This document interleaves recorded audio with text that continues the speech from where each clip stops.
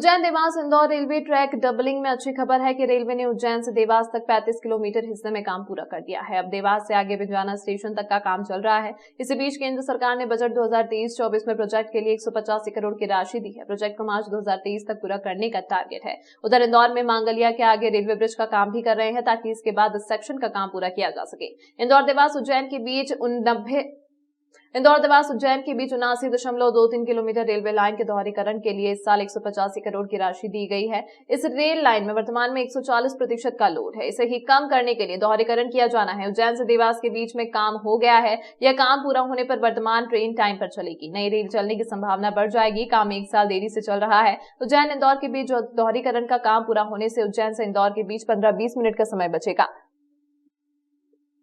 अभी single line होने से ट्रेनों को अलग अलग स्टेशन आउटर पर रोकना पड़ता है। वर्ष 2016-17 के वार्षिक बजट में रेल मंत्रालय ने इंदौर उज्जैन मार्ग के दोहरीकरण की घोषणा की थी।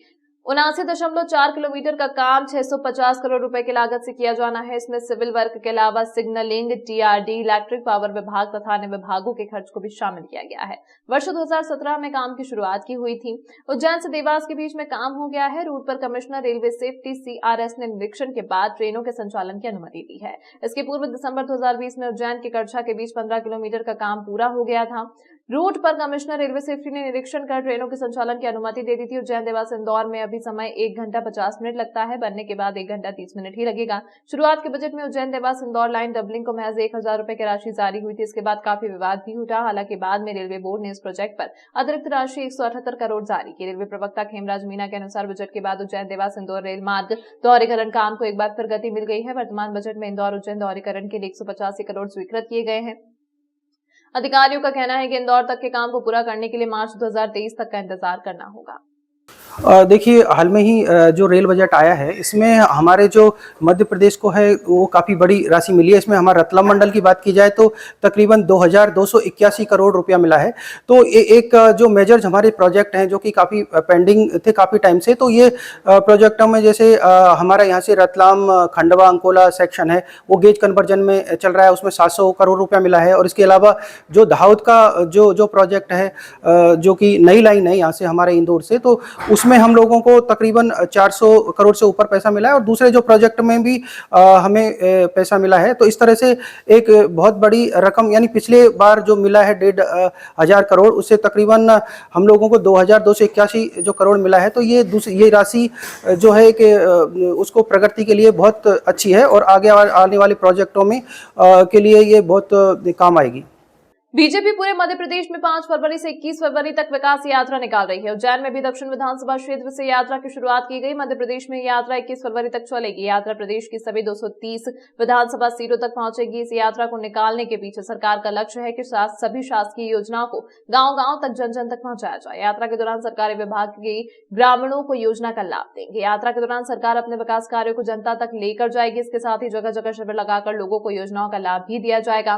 विकास यात्रा 230 विधानसभा सीटों के 1070 मंडल, 64,100 बूथ, औसत 210 घंटे तक होगी। इसके लिए करीब 1 करोड़ कार्यकर्ता और 5 करोड़ आम जनता की भागीदारी का लक्ष्य रखा गया है। उच्च शिक्षा मंत्री के नेतृत्व में उज्जैन की यात्रा की शुरुआत की गई। इस दौरान सांसद अनिल फिरोजिया, सभापति कलावती यादव, महापौर मुकेश टिटपाल, विवेक जोशी, महामंत्री संजय अग्रवाल, विशाल राजौरिया सहित पार्षद और पदाधिकारियों सहित कार्यकर्ता उपस्थित थे।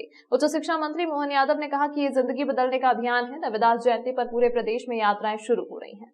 10,000 से अधिक महिलाओं को मिलेगा रोजगार। मिल रही उज्जैन को धोखी सौगात है, हर तरफ मोहन यादव, उच्च शिक्षा मंत्री, मध्य प्रदेश शासन। विकास यात्रा 5 से 25 फरवरी 2023 तक।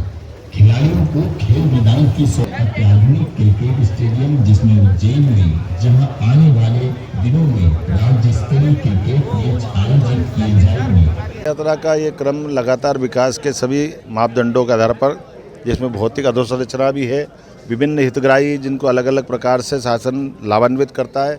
यशस्वी प्रधानमंत्री माननीय नरेंद्र मोदी जी के नेतृत्व में, यशस्वी मुख्यमंत्री माननीय शिवराज सिंह जी चौहान के नेतृत्व में हम ये लगातार विकास यात्रा निकाल रहे हैं। मेरी अपनी ओर से एक अच्छा आयोजन की बधाई।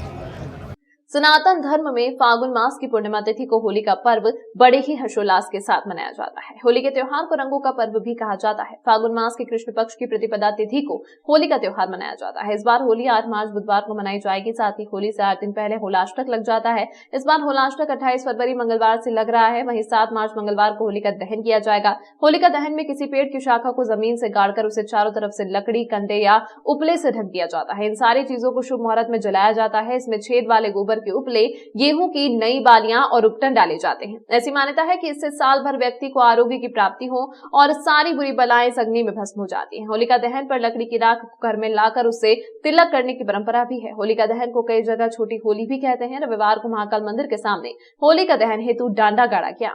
जो होली का उत्सव होता है, हमारे यहाँ पर होली का उत्सव जैसे कि मथुरा वृंदावन में 45 दिन का होली उत्सव होता है, उसी प्रकार महाकाल की नगरी उज्जैन अवंतिका में भी होली महोत्सव हमारे यहाँ बसंत पंचमी से शुरू हो जाता है। आज उसी कड़ी में जो डांडा पूर्णिमा रहती है, आज के दिन पूर्णिमा है, मतलब होली दहन से 1 महीने पूर्व अरणी का डांडा रोपा जाता है, जो कि आज अरणी का डांडा महाकाल चौराहे पर रोपा गया। और आज से 1 महीने के बाद में जिस दिन पूर्णिमा आएगी, उस पूर्णिमा पर चंदन का वृक्ष रोप करके और उसका फिर जो भी होली का संस्कार होता है वो पूरा किया जाता है।